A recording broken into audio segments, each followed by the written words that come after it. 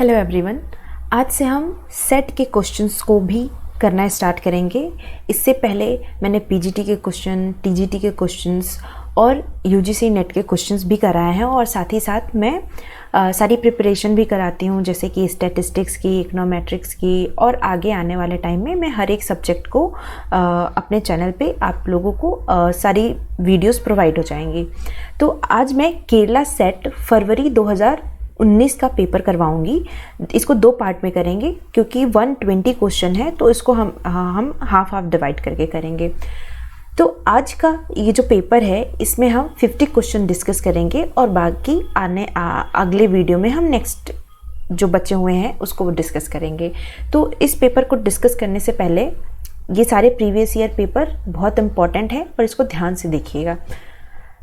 चलिए स्टार्ट करते हैं पेपर को। तो इस केरला सेट का 2019 का पहला क्वेश्चन है, पंचायती राज इंस्टीट्यूशन आर इंडीडेड टू स्ट्रेंथन। तो पंचायती राज इंस्टीट्यूशन किसको स्ट्रेंथन करने के लिए बनाया गया था? क्या स्ट्रक्चरल प्लानिंग को, मल्टी लेवल को, या फंक्शनल प्लानिंग को, या इंडिकेटिव प्लानिंग को? तो अगर हम बात करें पंचायती राज की, तो ये हमेशा एक इंडिकेट करके किसी भी प्लानिंग को करने के लिए काम करता है। तो इसीलिए ये बॉटम अप अप्रोच है, ना कि बॉटम डाउन अप्रोच है। तो ऑप्शन नंबर सी हमारा करेक्ट हो जाएगा। नेक्स्ट क्वेश्चन है, इन ट्रेडिशनल थ्योरी AFC यानी एवरेज फिक्स्ड कॉस्ट इज। तो ट्रेडिशनल थ्योरी में एवरेज फिक्स्ड कॉस्ट कैसे बनाते हैं? अगर हम अपना बनाए इस कर्व को, तो हम एवरेज फिक्स्ड कॉस्ट इस तरह से बनाते हैं। बाकी हमारा जो एवरेज कॉस्ट है वो इस तरह से बनता है, मार्जिनल कॉस्ट हमारा इस तरह से बनता है। तो एवरेज फिक्स्ड कॉस्ट हमारा रेक्टेंगुलर हाइपरबोला की तरह बनता है। तो ये हमारा रेक्टेंगुलर हाइपरबोला। अब हमें दिया है स्टैंडर्ड डेविएशन, हमें फाइंड आउट करना है फर्स्ट 10 नेचुरल नंबर का वो क्या होना चाहिए। तो फर्स्ट 10 नेचुरल नंबर का हमें स्टैंडर्ड डेविएशन फाइंड आउट करना है। तो चलिए इसको फाइंड आउट कर लेते हैं। मैं यहाँ पे एक सिंपल वो ले लेती हूँ। सबसे पहले तो आपको स्टैंडर्ड डेविएशन का फॉर्मूला आना चाहिए। तो स्टैंडर्ड डेविएशन का फॉर्मूला होता है √x summation of x minus x bar का whole cube upon n। I hope आप लोगों को ये फॉर्मूला पता होगा। अब हम कैसे फाइंड आउट करेंगे? हमें पूछा है, कोई कुछ भी डेटा नहीं दिया है, बस हमें बोला है कि 10 n नेचुरल नंबर, जो फर्स्ट n नेचुरल नंबर है उसका हमें स्टैंडर्ड डेविएशन फाइंड आउट करना है। तो फर्स्ट n नेचुरल नंबर क्या क्या क्या होंगे?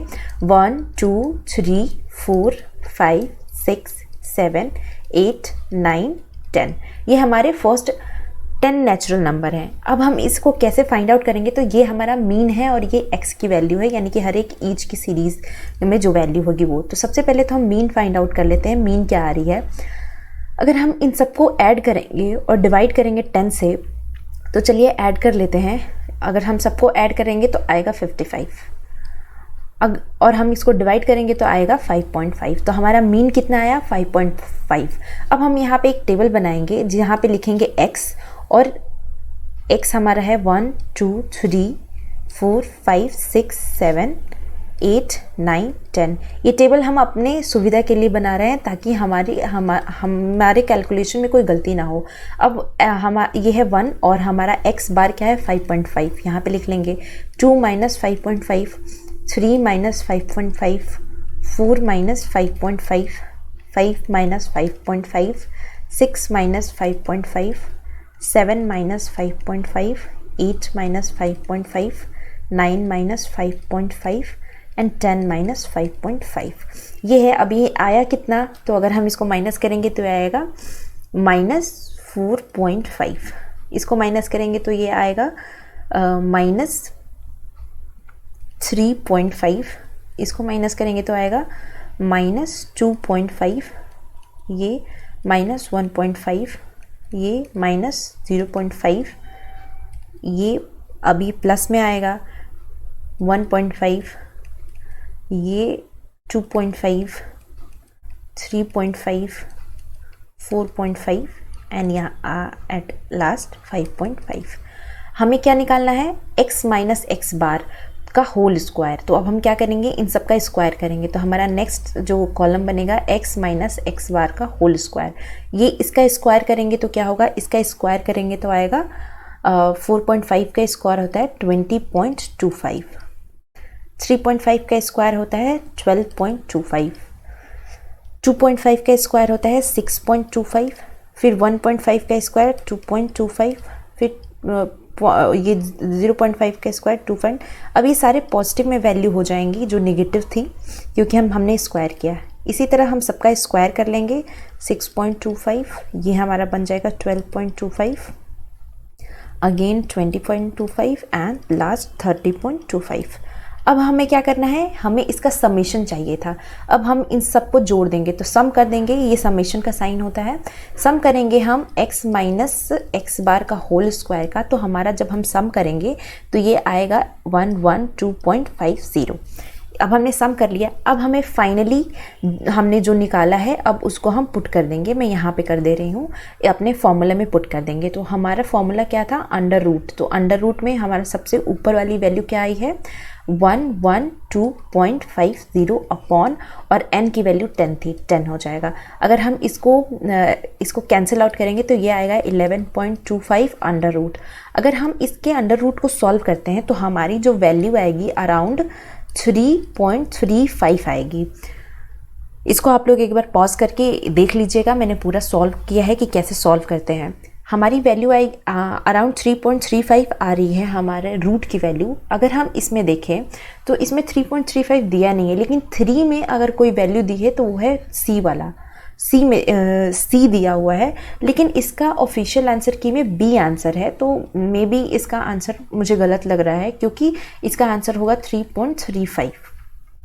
बाकी सॉल्यूशन कैसे होगा मैंने आपको सब कुछ करवा दिया, और आपको आंसर भी मैंने दिखाया है। अगर किसी का आंसर ऐसे आ रहा है तो कमेंट सेक्शन में ज़रूर बताएगा। नेक्स्ट क्वेश्चन है हमारा, closing down point of a firm is corresponding to. तो point of a firm corresponding या क्लोजिंग डाउन करेंगे तो क्या होता है, तो इसका हमारा करेक्ट ऑप्शन होता है कि एवरेज वेरिएबल कॉस्ट हमारे प्राइस के इक्वल होना चाहिए। तभी हम बोलेंगे कि कोई फर्म जो है वो क्लोजिंग डाउन पॉइंट पे है, क्योंकि वो फर्म अब ऐसी स्थिति में आ गई है कि जो उसका एवरेज वेरिएबल कॉस्ट है वो एकदम प्राइस के इक्वल हो जा रहा है। अगर कोई भी फर्म कैसे चलती है, जब उसको प्रॉफिट होता है, लेकिन वो जितना प्राइस लगा रहा है उसकी एवरेज वेरिएबल कॉस्ट उतनी तक ही हो रही है, तो ऐसे कंडीशन में क्लोजिंग डाउन पॉइंट पे फर्म आ जाती है। नेक्स्ट है हमारा, Leibenstein in his critical minimum effort thesis treats population as a factor that is. तो लेविनस्टीन ने अपने क्रिटिकल मिनिमम एफर्ट थीसिस में बताया है कि पॉपुलेशन एक इनकम डिप्रेसिंग फैक्टर है। तो इनकम डिप्रेसिंग, यहाँ पे इनकम जनरेटिंग है, गलत हो जाएगा, इन्वेस्टमेंट जनरेटिंग, इनकम डिप्रेसिंग हमारा बी ऑप्शन है, तो बी हमारा करेक्ट हो जाएगा। नेक्स्ट क्वेश्चन, ये तो सोल्यूशन मैंने कराया था, ये आप लोग एक बार पॉज करके देख लीजिएगा, ऐसे ही होगा। नेक्स्ट क्वेश्चन है हमारा, equality in taxation can best be achieved by applying the principle of. तो अगर हम इक्वालिटी इन टैक्सेशन को अचीव करना चाहते हैं तो किस प्रिंसिपल के थ्रू हम कर सकते हैं? क्या हम इक्वल एब्सोल्यूट सेक्रीफाइस से करेंगे, या इक्वल प्रोपोर्शनल सेक्रीफाइस से करेंगे, इक्वल मार्जिनल सेक्रीफाइस, या इक्वल प्रोपोर्शनल सेक्रीफाइस? तो हमेशा इक्विटी इन टैक्सेशन हम तभी अचीव कर पाएंगे जब हम principle of equi marginal sacrifice को अप्लाई करेंगे, जहाँ पे जैसे जैसे लोगों ने अपने सेक्रीफाइस दिए हैं उस हिसाब से उनको इक्वालिटी इन टैक्सेशन हमें लगाना होगा। तो ऑप्शन नंबर सी हमारा करेक्ट है। नेक्स्ट चलते हैं, हमें लिस्ट 1 बुक और उनके ऑथर में हमें मैच करना है।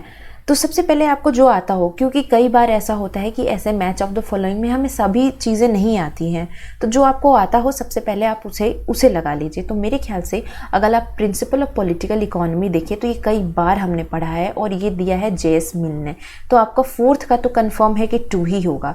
तो उस तरीके से आप अपने आंसर में आइए कि 4th का क्या है। तो डी का 2 इसमें नहीं है, डी का 2 सिर्फ और सिर्फ इसी में है।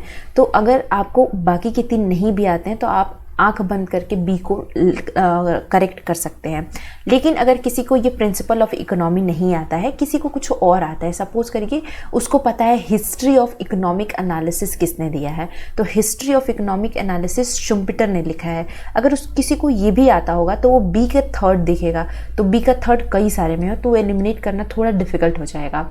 तो ऐसे चीज़ को हम एलिमिनेट करेंगे जिसके कई ऑप्शन नहीं हो, मतलब कई सारे में एक ही ऑप्शन नहीं दिया हो। तो डी में एक ही ऑप्शन नहीं दिया था, अगर किसी को आता होगा तो वो करेक्ट कर लेगा ऑप्शन नंबर बी। तो इसका आंसर बी करेक्ट है। नेक्स्ट है कैपेबिलिटी अप्रोच किसने दिया था? तो कैपेबिलिटी अप्रोच अमर्त्य सेन ने दिया है। ये तो कई बार मैंने अपने चैनल पे कराया भी है आपको। नेक्स्ट क्वेश्चन है इन state preference theory linear indifference curve shows. तो स्टेट प्रेफरेंस थ्योरी में लीनियर इंडिफरेंस कर्व हमें शो करता है कि कोई रिस्क अवर्जन यानी कि जीरो रिस्क अवर्जन की कंडीशन है। तो हमारा ऑप्शन नंबर सी करेक्ट हो जाएगा। नेक्स्ट है हमारा in which of following area Chamberlin has made unique contribution. तो अगर हम चैम्बरलिन की बात करें तो सबसे पहले चैम्बरलिन ने ही सेलिंग कॉस्ट का कंसेप्ट दिया था और ये इनका एक यूनिक कंट्रीब्यूशन था। और चैम्बरलिन का जो कंट्रीब्यूशन है मैक्सिमम हम मोनोपोलिस्टिक कंपटीशन में भी हम देखते हैं और इन्होंने उस पर एक बुक भी लिखी है। तो ऑप्शन नंबर बी हमारा करेक्ट हो जाएगा। नेक्स्ट है हमारा profit of the government resulting from printing और minting of money is known as. तो उसको हम सिग्नोरिस कहते हैं, यानी कि ऐसा जब गवर्नमेंट कोई प्रिंट करती है मनी को और वो जो प्रिंट करने में जो उसकी प्रॉफिट है वो उसकी वजह से जब मनी को गवर्नमेंट वो प्रिंट करती है तो उसको हम सिग्नोरेज कहते हैं। तो ऑप्शन नंबर डी हमारा करेक्ट हो जाएगा। अब हम आते हैं रूरल पॉपुलेशन 2011 के सेंसस में हमें बताना है। इस डायरेक्ट हमें पूछा गया है कि कितने करोड़ है रूरल पॉपुलेशन इंडिया की। तो 2011 सेंसस के हिसाब से जो हमारी रूरल पॉपुलेशन है वो है 83.37%। तो ऑप्शन नंबर ए हमारा करेक्ट हो जाएगा। नेक्स्ट है क्लासिकल इकोनॉमिस्ट का जो फर्स्ट टाइम यूज़ किया गया था ये किसने किया था? तो अगर क्लासिकल इकोनॉमिस्ट की बात करें तो एडम स्मिथ ने ही किया था फर्स्ट टाइम यूज़ इसका। लेकिन अगर हम इसके आंसर की से देखें तो इसमें कार्ल मार्क्स दिया है। तो ये थोड़ा कंफ्यूजिंग का एक वो बना हुआ है कि किसने यूज़ किया है, क्योंकि अगर आप कहीं भी सर्च करेंगे तो एडम स्मिथ का ही नाम आता है, क्योंकि उन्होंने ही क्लासिकल इकोनॉमिस्ट आफ्टर जो जितने भी क्लासिकल इकोनॉमिस्ट बाद में इन्होंने अपना दिया तो इन्होंने ही क्लासिकल इकोनॉमिस्ट टर्म यूज़ किया था। तो ये थोड़ा कंफ्यूजिंग है। बाकी मेरे हिसाब से एडम स्मिथ होना चाहिए, लेकिन इसके ऑफिशियल आंसर की में ये कार्ल मार्क्स दिया हुआ है। नेक्स्ट है हमारा कीन्स कंजम्पशन फंक्शन इज। तो कीन्स का कंजम्पशन फंक्शन कैसे है? तो कीन्स का कंजम्पशन फंक्शन लीनियर है और नॉन प्रोपोर्शनल है, क्योंकि अगर हम देखें तो कीन्स के कंजम्पशन फंक्शन में दो तरह की है, शॉर्ट रन एक लॉन्ग रन। शॉर्ट रन में जब हमारा बी इक्वल हो जाता है कंजम्पशन के CY के और उसके बाद एक उसमें लॉन्ग रन में इक्वल होता है, शॉर्ट रन में नहीं होता है। तो इसीलिए ऑप्शन नंबर सी हमारा एकदम करेक्ट है, linear and non proportional. Next है ऑगमेंटेड फिलिप कर्व। तो अगर हम फिलिप कर्व की बात करें तो फिलिप कर्व किसने दिया था? AW फिलिप ने। लेकिन ऑगमेंटेड फिलिप कर्व इससे थोड़ा सा एक्सटेंडेड है और इसको दिया था फ्रीडमैन ने। तो ऑप्शन नंबर सी हमारा करेक्ट हो जाएगा। नेक्स्ट क्वेश्चन है हमारा RBI adopted CPI as a new measure of inflation on the basis of recommendation of dash committee. तो जब हम CPI इन्फ्लेशन को पहले हम WPI से करते थे, लेकिन बाद में हम CPI से करने लगे। तो ये रिकमेंडेशन किसने दिया था, किस कमेटी ने दिया था, ये हमसे क्वेश्चन पूछा है। तो उस कमेटी है YB रेड्डी, C रंगराजन, रघुरामजी राजन या उर्जित पटेल। तो उस कमेटी का जो दिया था रिकमेंडेशन वो उर्जित पटेल कमेटी के रिकमेंडेशन पे CPI के द्वारा मेजर करने लगी इन्फ्लेशन RBI। नेक्स्ट है हमारा individual rationality leads to collective irrationality is a best explained by. तो अगर हम इस कलेक्टिव रेशनैलिटी और इरेशनैलिटी की बात करें तो ये हम ट्रेजेडी ऑफ कॉमन्स में देखते हैं और पढ़ते भी हैं। मुझे कमेंट करके बताइएगा ये ट्रेजेडी ऑफ कॉमन्स किसने लिखी थी। ये बहुत फेमस बुक है और अक्सर पूछी जाती है। तो ऑप्शन नंबर आपका फर्स्ट करेक्ट है और ये होमवर्क भी है कि इसका मुझे राइटर का नाम आप कमेंट सेक्शन में ज़रूर बताइएगा। नेक्स्ट है हमारा money that is not intrinsically useful and valued only because it is used as money. तो कौन सा ऐसा मनी है जिसको हम इंट्रिंसिकली यूजफुल नहीं है क्योंकि वो एज अ मनी की तरह यूज़ किया गया है? तो उसका जो हमारा करेक्ट आंसर होगा वो होगा फिएट मनी। फिएट मनी हम ऐसे मनी को कहते हैं जो ऐसे चलन में है और उसका कोई इंट्रिंसिक यूज़ नहीं होता है। हम उसको सिर्फ एज अ मनी की तरह ही यूज़ करते हैं। नेक्स्ट है हमारा विच of following is a green house gas. तो ग्रीन हाउस गैस बहुत सारे हैं, हमारा कार्बन डाइऑक्साइड है, ओजोन है, वाटर वेपर है और मीथेन है। तो इस तरह से हमारे 6-7 ग्रीन हाउस हैं, जिसमें ऑलरेडी ये आपको 3 दिए हुए हैं, यानी कि ऑल ऑफ द एबव हमारा करेक्ट आंसर होगा। नेक्स्ट है हमारा stagflation. Stagflation refers to the situation which is characterized by. तो स्टैगफ्लेशन एक ऐसा सिचुएशन होता है जहाँ पे हमारा इन्फ्लेशन भी बढ़ता है और साथ ही साथ अनएम्प्लॉयमेंट रेट भी बढ़ता जाता है। ये दोनों सिचुएशन जब एक साथ होती है तब हम वैसे सिचुएशन को स्टैगफ्लेशन कहते हैं। जबकि हम इन्फ्लेशन किसे कहते हैं, जब किसी चीज़ की प्राइस बढ़ने लगे तब हम उसको इन्फ्लेशन कहते हैं। लेकिन इन्फ्लेशन के साथ साथ जब अनएम्प्लॉयमेंट भी बढ़ने लगे तब हम उसको स्टैगफ्लेशन कहते हैं। तो ये हमें ऑप्शन नंबर बी में मिल रहा है, तो ऑप्शन नंबर बी हमारा करेक्ट आंसर होगा। नेक्स्ट है what is HDI value of India in HDI development index 2017। तो ये तो 2017 का है। अभी करेंटली जो HDI इंडेक्स हमारा 2022 का है उसमें इंडिया की कितनी वैल्यू है ये मैं आपको बता दे रही हूँ, 0.644, और जो रैंकिंग है 134 है आउट ऑफ 193 कंट्रीज़। 2017 के अनुसार पूछा है इस क्वेश्चन में, तो उस टाइम जो रैंकिंग थी वो थी इंडिया की जो वैल्यू थी वो ये थी 0.640। नेक्स्ट क्वेश्चन है हमारा 2018 Nobel prize has been given jointly to William Nordhaus and Paul Romer. तो किस फील्ड में इन दोनों को नोबेल प्राइज़ दिया गया था, और अभी 2024 का भी नोबेल प्राइज़ अनाउंस हो चुका है, तो इसको कमेंट सेक्शन में आप ज़रूर बताइएगा। मैं आपको ये बता दे रही हूँ कि, और हाँ आपको ये बताना है कि 2024 में किसने दिया था और किसको मिला है और किस फील्ड में मिला है। मैं आपको ये 2018 का बता दूं तो ये विलियम नॉर्डवास एंड पाउल रोमर को जो मिला है वो क्लाइमेट चेंज और technological innovation in long term economic theory में मिला है। तो ऑप्शन नंबर यहाँ पे डी एकदम करेक्ट है। इसका मुझे कमेंट सेक्शन में आप ज़रूर बताइएगा। नेक्स्ट चलते हैं हम subprime lending is a term applied to the loan made to. तो सब प्राइम लेंडिंग तब की जाती है ऐसे बोरोवर के लिए, ये एक फैसिलिटी है जो एक गुड क्रेडिट हिस्ट्री जिसकी नहीं है उसके लिए है और उनको बहुत हाई इंटरेस्ट रेट पे लोन मिलता है। तो the borrower who do not have a good credit history. तो ऑप्शन नंबर हमारा पहला ही सही हो जाएगा। ये डेबिट में मत चले जाइएगा, डेबिट से मतलब नहीं है, क्रेडिट हिस्ट्री उसकी बहुत गुड नहीं है जिसकी, उसके लिए सब प्राइम लेंडिंग एक फैसिलिटी है जो मिल जाती है। अब according to life cycle hypothesis consumption depend on. तो अगर हम लाइफ साइकिल हाइपोथेसिस की बात करें, 3-4 तरह की हाइपोथेसिस है, absolute hypothesis, relative hypothesis, life cycle hypothesis और परमानेंट हाइपोथेसिस। इन सब के अलग अलग कैरेक्टरिस्टिक्स हैं। तो life cycle hypothesis consumption depend होता है इनकम पे और वेल्थ पे, यानी कि पूरे लाइफ में किसी व्यक्ति ने कितना इनकम और वेल्थ जनरेट किया उसके ऊपर ही डिपेंड है ये पूरी हाइपोथेसिस। तो ऑप्शन नंबर डी हमारा एकदम करेक्ट है। नेक्स्ट क्वेश्चन है हमारा which is the assumption of classical linear regression model. तो क्लासिकल लीनियर रिग्रेशन मॉडल का अजम्पशन क्या है? तो ये लीनियर इन पैरामीटर होती है क्लासिकल लीनियर रिग्रेशन, और मैंने इकोनोमेट्रिक्स की सीरीज़ में, आप प्लेलिस्ट में जाके देखिएगा, पूरी प्लेलिस्ट है इकोनोमेट्रिक्स की जिसको मैंने बहुत ही बेसिक से एडवांस की तरफ मैंने बताया है। तो ये ऑप्शन नंबर सी हमारा करेक्ट है। बाकी और भी क्लासिकल लीनियर रिग्रेशन मॉडल के अजम्पशंस होते हैं, आपको मेरे ही चैनल पे प्लेलिस्ट में मिल जाएगा, उसको ज़रूर देख लीजिएगा। तो ऑप्शन नंबर सी हमारा करेक्ट है। नेक्स्ट है हमारा Gini index over sensitive to change in the middle of distribution and insensitive to change in the top and bottom are addressed bye.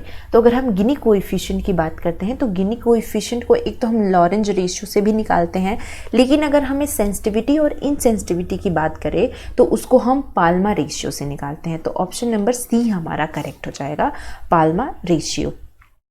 Next question है हमारा who authorised economic development and unlimited supply of labour. तो इसको तो Arthur Levi's ने दिया है, तो option number B correct है।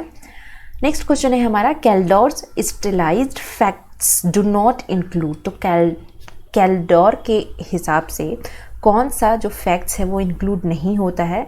पहला है growth rate of output and capital input is constant over time. तो ये कैल्डोर के हिसाब से ये तो करेक्ट है, ये एक स्टेबलाइज्ड फैक्ट्स है। और कैपिटल आउटपुट रेशियो भी कांस्टेंट होना चाहिए और प्रॉफिट रेट भी कांस्टेंट होना चाहिए।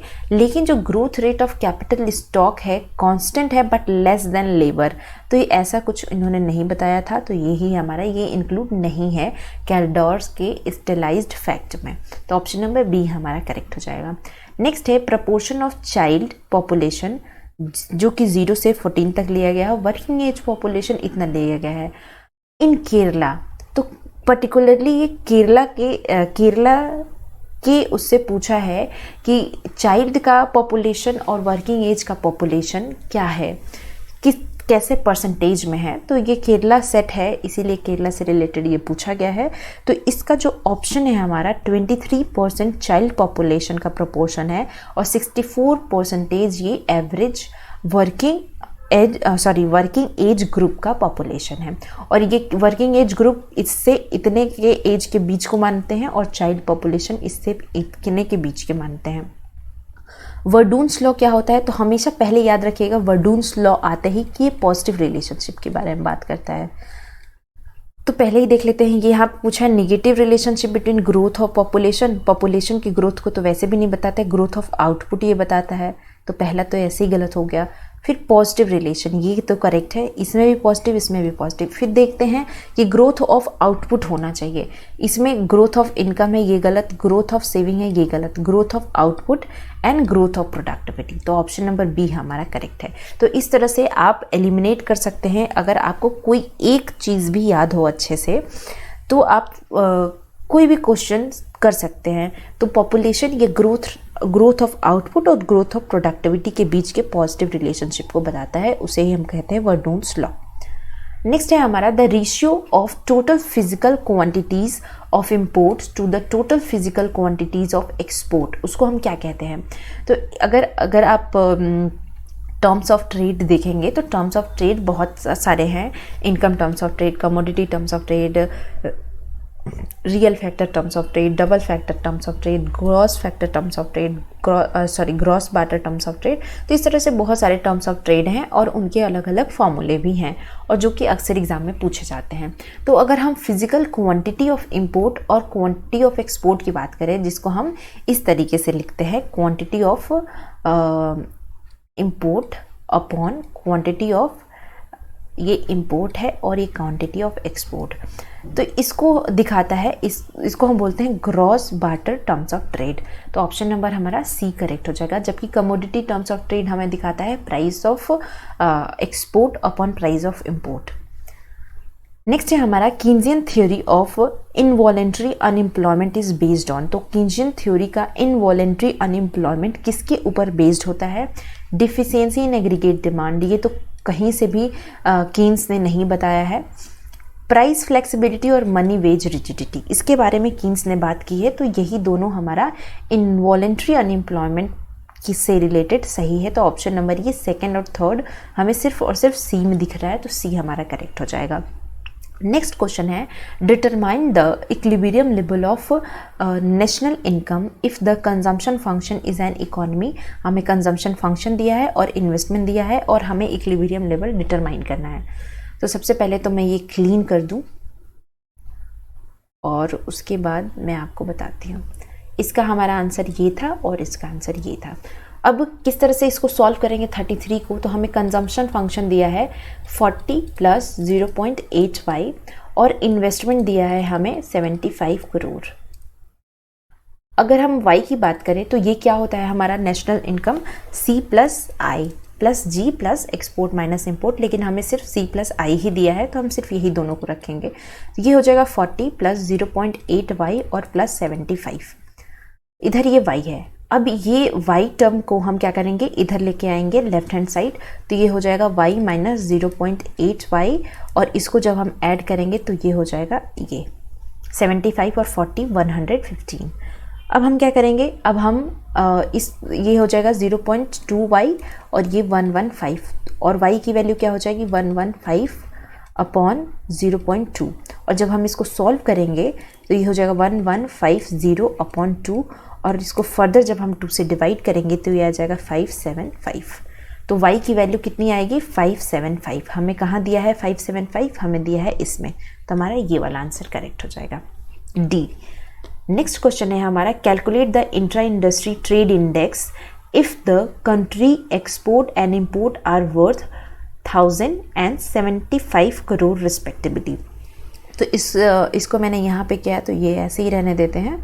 अब हम देखते हैं इंट्रा इंडस्ट्री ट्रेड का फॉर्मूला क्या होता है। सबसे पहले तो आपको फॉर्मूला पता होना चाहिए। तो इंट्रा इंडस्ट्री ट्रेड का कंसेप्ट ग्लोबल लॉयड इंडेक्स द्वारा दिया गया है, और जो ग्लोबल लॉयड इंडेक्स का फॉर्मूला होता है वो होता है 1 minus mod XI minus MI upon XI plus MI। इसको हम सॉल्व कैसे करेंगे, हमें XI यानी कि एक्सपोर्ट की वैल्यू दी है 1000 और इंपोर्ट की वैल्यू दी है 750, तो हम इसको बस पुट कर देंगे इसमें। तो ये 1 माइनस यहाँ पे 1000 माइनस 750 अपॉन 1000, ये मॉड में होगा यानी कि ये वैल्यू हमेशा पॉजिटिव होनी चाहिए, और प्लस 750। जब हम इसको सॉल्व करेंगे ये हो जाएगा 1 माइनस, इसको सॉल्व करेंगे दोनों को तो ये हो जाएगा 250 अपॉन 1750।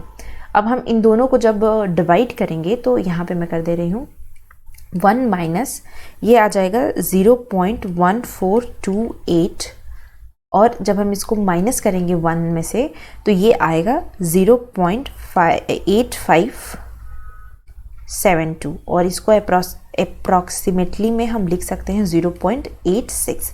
अब ये 0.86 हमें दिया कहाँ है, तो ये जो ऑप्शन नंबर डी है इसी में हमें दिया है 0.86, तो हमारा डी वाला ऑप्शन एकदम करेक्ट हो जाएगा। आई होप आप लोगों को समझ में आया हो कि कैसे निकालते हैं। एक चीज़ मैं और बता दूं आपको ग्लोबल लॉयड इंडेक्स के बारे में। तो ग्लोबल लॉयड इंडेक्स 0 का मतलब होता है 0 और 1 के बीच में रहती है। 0 का मतलब होता है कि यहाँ पे कोई भी नो इंट्रा इंडस्ट्री ट्रेड, और 1 का मतलब होता है कि परफेक्ट यानी कि good level of intra industry trade, good level of intra industry trade, इसका ये मतलब होता है। तो दो के बीच 0 और 1 के बीच में रहती है, और 0 का क्या मतलब है 1 का क्या मतलब है आप लोगों ने समझ लिया। तो आई होप आप लोगों को ये क्वेश्चन समझ में आ गया होगा। नेक्स्ट है हमारा, हमें बताना है कि क्रोनॉट सोल्यूशन स्टेबल कब होगा। तो क्रोनॉट सोल्यूशन ये हम कई बार पढ़ते हैं माइक्रो इकोनॉमिक्स में, ये तब स्टेबल कहलाएगा जब ईच फर्म जो सप्लाई करेगी 1/3 of the market at a common price which is lower than the monopoly price but above the pure competitive price. तो ये मैं पहले में ही इसका आंसर दे दिया है।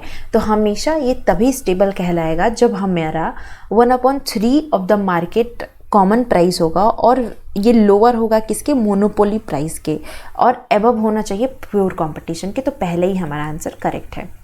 नेक्स्ट है हमें बताना है लिस्ट 1 लिस्ट 2 की फाइनेंस कमीशन है और उसके कौन चेयरमैन है। तो 12th फाइनेंस कमीशन के जो चेयरमैन हैं उनका नाम है सी रंगराजन। 13th फाइनेंस कमीशन के चेयरमैन का नाम है विजय केलकर। 14th फाइनेंस कमीशन के चेयरमैन का नाम है YV रेड्डी, और 15th फाइनेंस कमीशन के चेयरमैन का नाम है NK सिंह। अभी 16th फाइनेंस कमीशन के चेयरमैन आ गए हैं, इसका आप मुझे कमेंट सेक्शन में बताइएगा कि कौन है, और आई होप आप लोगों को ये पता होगा। तो सबसे पहले इसको हम कर लेते हैं फर्स्ट का सेकंड। तो फर्स्ट का सेकंड इसमें भी है, इसमें भी है, इसमें भी है। तो सेकंड का देखते हैं। सेकंड का बी का फोर्थ, तो बी का फोर्थ सिर्फ और सिर्फ इसमें है। तो अगर किसी को बी भी पता होगा तो भी वो करेक्ट कर लेगा कि ऑप्शन नंबर बी करेक्ट है। नेक्स्ट है हमारा, according to golden rule of accumulation in a golden age the per capita consumption is a maximized. तो एक गोल्डन रूल ऑफ एक्यूमुलेशन के हिसाब से कौन सा पर कैपिटा कंजम्पशन कब मैक्सिमाइज होगा, तो ये तब मैक्सिमाइज होता है जब हमारा सेविंग रेट प्रॉफिट रेट के इक्वल होता है। तो ऑप्शन नंबर हमारा फर्स्ट इसमें करेक्ट हो जाएगा। नेक्स्ट है, according to Hicks the technical progress is capital saving if it. तो हिग्स के अनुसार टेक्निकल प्रोग्रेस कैपिटल सेविंग कब होगा? तो कैपिटल सेविंग और लेबर सेविंग दो तरह का कंसेप्ट है इसमें। तो कैपिटल सेविंग तब होगा जब मार्जिनल प्रोडक्ट लेबर का ज़्यादा होगा कैपिटल से। तो देख लेते हैं कि rise the marginal product of labour is greater proportion than the marginal product of capital. तो यहाँ जब कैपिटल से ज़्यादा होगा लेबर का तभी तो कैपिटल सेविंग होगा। तो ऑप्शन नंबर फर्स्ट करेक्ट है इसका। नेक्स्ट है हमारा, हमें अरेंज करना है डिसेंडिंग ऑर्डर में HDI रैंक को, वो भी 2018 के हिसाब से। तो 2018 के हिसाब से जो HDI की रैंकिंग है वो किस तरह से हमें डिक्रीजिंग ऑर्डर में, यानी कि पहले सबसे बड़ा, फिर छोटा, फिर छोटा, फिर छोटा। तो सबसे बड़ा कौन था? तो श्रीलंका था 2000 HDI इंडेक्स में, उसके बाद इंडिया, उसके बाद भूटान और उसके बाद पाकिस्तान। तो ऑप्शन नंबर बी हमारा करेक्ट है, क्योंकि उस टाइम 2018 में श्रीलंका ही हमसे HDI इंडेक्स में ज़्यादा था। अब है हमारा, if the tariff imposing country raises it's level of income and employment at the expense of the exporting country it is an. तो अगर हमारा टैरिफ इम्पोजिंग कंट्री कभी भी टैरिफ इम्पोजिंग कंट्री क्या करेगी? इनकम लेवल और एम्प्लॉयमेंट लेवल को बढ़ाएगी एक्सपोर्टिंग कंट्री के, तो उसको हम बोलते हैं बेगर देई नेवर पॉलिसी। इसका मतलब होता है कि कभी भी इकोनॉमिक पॉलिसी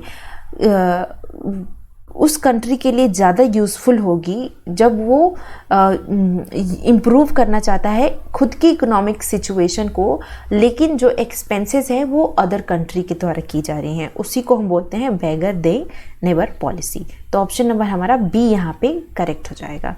नेक्स्ट क्वेश्चन पे चलते हैं हम।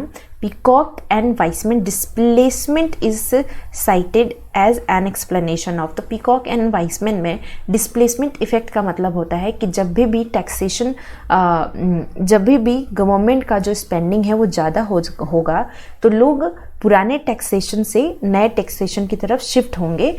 तो मेनली गवर्नमेंट के स्पेंडिंग पे ही डिपेंड करता है कि डिस्प्लेसमेंट इफेक्ट कैसा होगा।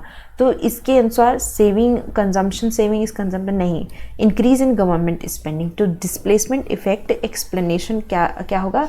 इंक्रीज इन गवर्नमेंट स्पेंडिंग के उसमें होगा। नेक्स्ट है, विच among the following canon of taxation is not propounded bye Adam Smith. तो एडम स्मिथ के हिसाब से जो कैनन ऑफ टैक्सेशन दिया गया है मैं वहाँ पे लिख दे रही हूँ। Canon of equity, canon of certainty, canon of convenience और कैनन ऑफ इकोनॉमी, ये इस तरीके से दिया गया है। अब यहाँ पे लिखा है कैनन ऑफ इलास्टिसिटी, तो ये नहीं होगा, यही हमारा आंसर है। नेक्स्ट है, identify the tax included in the union list. तो हमें आइडेंटिफाई करना है कि कौन सा टैक्स यूनियन लिस्ट में एडेड है। तो कैपिटेशन टैक्स तो नहीं है, टैक्स ऑन एग्रीकल्चर ये स्टेट लिस्ट में है, tax on minerals and righty भी स्टेट लिस्ट में इंक्लूडेड है, लेकिन कॉरपोरेशन टैक्स ये यूनियन लिस्ट में है। मैंने एक power of state and power of central के उससे revenue power of state and revenue power of centre से रिलेटेड एक वीडियो मैंने डाला है अपने ही चैनल पे, आप उसको सर्च करिएगा। वो वीडियो बहुत ही इंपॉर्टेंट है और कई बार उससे क्वेश्चन पूछे गए हैं। अगर वो वीडियो आप लोगों ने एक बार ध्यान से देख लिया तो आपके बहुत सारे क्वेश्चन सही हो जाएंगे। नेक्स्ट चलते हैं हम, which among the following factor are determines of comparative advantage. तो कंपैरेटिव एडवांटेज के लिए हमें फैक्टर, इंडोमेंट, टेक्नोलॉजी और टेस्ट, ये सब कुछ होना चाहिए, तब जाके हम कंपैरेटिव एडवांटेज की सिचुएशन में आते हैं। तो ये ऑल ऑफ द एबव हमारा करेक्ट ऑप्शन होगा। अब according to the average cost principle, average cost principle जिसको हम मार्कअप रूल अगर हम देखें, मार्कअप रूल क्या कहता है कि जो प्राइस है वो एवरेज वेरिएबल कॉस्ट और ग्रॉस प्रॉफिट मार्जिन के इक्वल होना चाहिए। अब ये ग्रॉस प्रॉफिट मार्जिन फर्दर किसमें टूटता है? एवरेज फिक्स्ड कॉस्ट में और प्लस नेट प्रॉफिट मार्जिन में।